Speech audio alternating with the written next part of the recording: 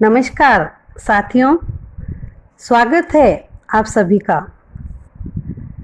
अर्थालंकार के अंतर्गत पिछले वीडियो में हमने रूपक अलंकार का अध्ययन किया था।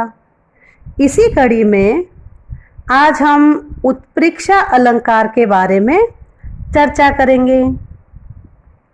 उत्प्रेक्षा अलंकार क्या है? उत्प्रेक्षा अलंकार जानने से पहले हम एक बार फिर से उपमेय और उपमान की ओर चलते हैं। उत्प्रेक्षा अलंकार समझने के लिए इन दोनों शब्दों को समझना जरूरी है।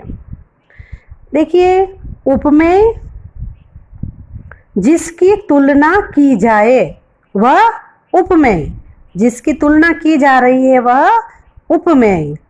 उपमान जिससे तुलना की जाए, यानी जिस व्यक्ति या वस्तु से जिससे तुलना की जा रही है वह उपमान है। अब इन दोनों शब्दों के माध्यम से उत्प्रेक्षा अलंकार को समझते हैं। देखिए, जब उपमेय में उपमान की संभावना व्यक्त की जाती है, क्या होता है? जब उपमेय में उपमान की संभावना व्यक्त की जाती है तो वहाँ उत्प्रेक्षा अलंकार होता है। अर्थात जब उपमेय में, यानी जिसकी उपमा दी जा रही है या तुलना की जा रही है, उसमें जिससे उपमा दी जा रही है या जिससे तुलना की जा रही है उसकी संभावना व्यक्त की जाए, या जब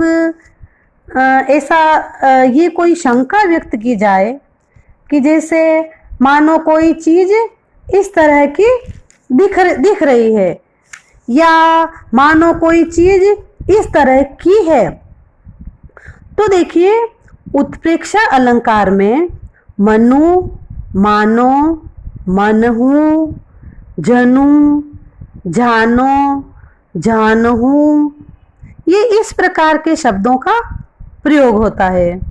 इन शब्दों के द्वारा उपमेय में उपमान की बलपूर्वक संभावना की जाती है। ये हमने उत्प्रेक्षा अलंकार किसे कहते हैं ये समझा। अब आइए उत्प्रेक्षा अलंकार को कुछ उदाहरणों द्वारा समझते हैं। तो देखिए ये पंक्तियां, सोहत ओढ़े पीत पट श्याम सलोने घात। सोहत ओढ़े पीत पट श्याम सलोने घात, मनहु नीलमणि शैल पर आतप पर्यो प्रभात। यहाँ ध्यान दीजिएगा, भगवान कृष्ण की सुंदरता का वर्णन है। कैसे लग रहे हैं भगवान कृष्ण? तो देखिए, सोहत ओढ़े पीतपट, पीतपट सोहत यानी शोभायमान हो रहे हैं। ओढ़े पीतपट, क्या ओढ़ रखा है उन्होंने? पीतपट। पीतपट यानी पीला वस्त्र, पीतांबर ओढ़ रखा है कृष्ण ने। कृष्ण का रंग कैसा है? श्याम सलोने घात, यानी सांवला सुंदर शरीर है उनका। श्याम सलोने घात, श्याम सांवला सुंदर शरीर है श्री कृष्ण का। अब सांवले रंग के ऊपर उन्होंने पीतांबर ओढ़ रखा है। पीतांबर ओढ़े हुए हैं, सांवले रंग के हैं, है ना। तो श्री कृष्ण के सुंदर शरीर पर ये जो उन्होंने पीतांबर ओढ़ रखा है या धारण कर रखा है, उससे उनके शरीर का जो सौंदर्य है वो बढ़ रहा है। जो सांवले शरीर के ऊपर पीतांबर धारण कर रखा है उससे उनके शरीर का सौंदर्य बढ़ रहा है। तो उस सौंदर्य में देखिए क्या संभावना बताई जा रही है कि मनहु, मानो, मनहु यानी मानो, मनहु नीलमणि, नीलमणि यानी नीली मणियों वाले, शैल, शैल यानी पर्वत, मानो नील मणियों वाले पर्वत पर आतप यानी सूर्य का प्रयोग यानी पड़ता है, प्रभात यानी सुबह। तो मानो नीली मणियों वाले शैल पर सुबह के सूर्य की किरणें या प्रकाश पड़ रहा है, यानी जो सुबह का सूर्य होता है उसकी जो किरणें हैं नीली मणियों पर पड़कर जो सौंदर्य उत्पन्न कर रही हैं, जो नीलमणि पर्वत है नीली मणियों वाला, उसके ऊपर जो सुबह का प्रकाश पड़ रहा है, ये सुबह का प्रकाश या सुबह की जो किरणें होती है उनका रंग कैसा होता है? पीला रंग, पीला। सुबह सुबह जब हम सूर्य के प्रकाश को देखते हैं तो देखिए कैसा लगता है, सुनहरा सा पीला सा रंग लिए हुए।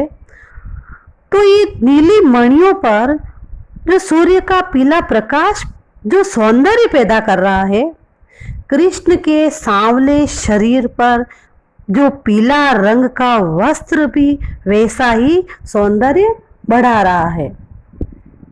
क्या हुआ? नीली मणियों पर जो सूर्य का प्रकाश पड़ रहा है और नीलमणि पर्वत की जो सुंदरता नीली मणियों पर जो प्रकाश पैदा कर रहा है, कृष्ण के सांवले शरीर पर भी पीले रंग का जो वस्त्र उन्होंने धारण कर रखा है वो भी वैसा ही उनका सौंदर्य बढ़ा रहा है। तो कृष्ण का शरीर यहाँ पर उपमेय है और उपमान है नीलमणि पर्वत पर पड़ती हुई सूर्य की किरणें। यहाँ मनहु जो शब्द है उससे संभावना व्यक्त की जा रही है। अब देखिए उत्प्रेक्षा अलंकार का एक और उदाहरण देखते हैं। देखिए, सिर फट गया उसका वहां, सिर फट गया उसका वहां, मानो अरुण रंग का घड़ा। यहाँ फूटे हुए सिर को लाल रंग से भरे घड़े की तरह ही मान लिया गया है ना। यहाँ कोई लाल रंग का घड़ा नहीं है कि कोई लाल रंग से भरा हुआ घड़ा पड़ा हुआ है, ऐसा नहीं है। कोई लाल रंग का घड़ा वहां पर नहीं है, लेकिन जो फूटा हुआ सिर है उस सिर को ही लाल रंग के घड़े की तरह मान लिया गया है। क्यों माना है? कि फटा सिर है, सिर फट गया है या फूट गया है और उससे रक्त जो निकल रहा है, उस फटे सिर से क्या है, वो फटा सिर रक्त से लाल हो गया है। फटे सिर से जो रक्त निकल रहा है उस रक्त से वो सर लाल हो गया है, इसे ही लाल रंग का घड़ा मान लिया गया है। उस रक्त से सने हुए, रक्त से भरे हुए सिर को यहाँ क्या मान लिया गया है? लाल रंग से, लाल रंग का घड़ा।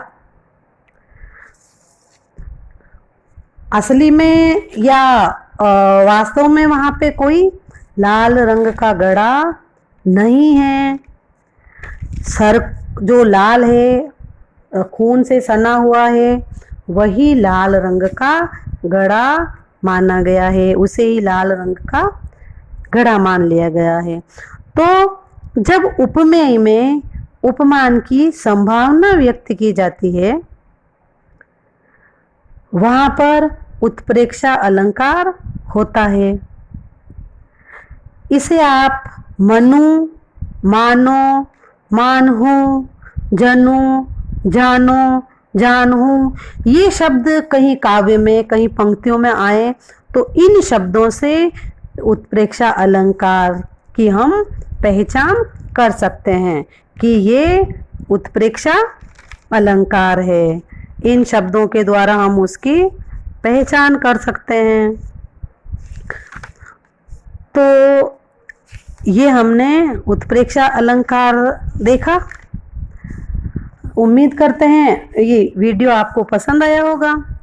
अगर वीडियो पसंद आए तो लाइक करें, अपने दोस्तों के साथ शेयर करें और हमारे चैनल को ज़रूर सब्सक्राइब करें। तो मिलते हैं अगले वीडियो में, तब तक के लिए जय हिंद।